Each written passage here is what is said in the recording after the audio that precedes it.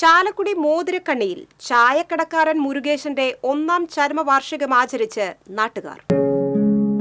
ഗ്രാമത്തിൽ വർഷങ്ങളായി ഈ ചായക്കടയിൽ നിന്നും ചായ കുടിക്കുന്ന ഗ്രാമവാസികളാണ് ഒത്തുകൂടി മുരുകേശന്റെ ഛായാചിത്രത്തിന് മുന്നിൽ ആദരാഞ്ജലികൾ അർപ്പിച്ചതും ഓർമ്മകൾ പങ്കുവച്ചതും. രാഷ്ട്രീയ നേതാക്കളും ജനപ്രതിനിധികളും കർഷകരുമുണ്ടായിരുന്നു കൂട്ടത്തിൽ. ഇവരെല്ലാം മോതിരക്കണ്ണി ജംഗ്ഷന് തൊട്ടടുത്ത ചായക്കടയിലെ സ്ഥിരം സന്ദർശകരാണ്. അതിരാവിലെ ചായക്കടയിലെത്തി പത്രവായനയിലും ഇവിടെ നടക്കുന്ന ചർച്ചകളിലും പങ്കെടുക്കുന്നവർ. പലപ്പോഴും ഇതൊരു വായനശാലയുമായി. എല്ലാത്തിനും മുരുകേശൻ പ്രോത്സാഹനവും നൽകി.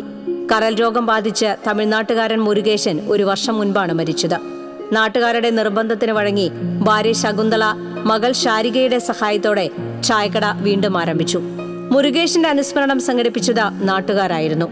LJD സംസ്ഥാന ജനറൽ സെക്രട്ടറി യൂജിൻ മൊറോലിയായിരുന്നു സൂത്രധാരൻ. TCV news, Chalakudy.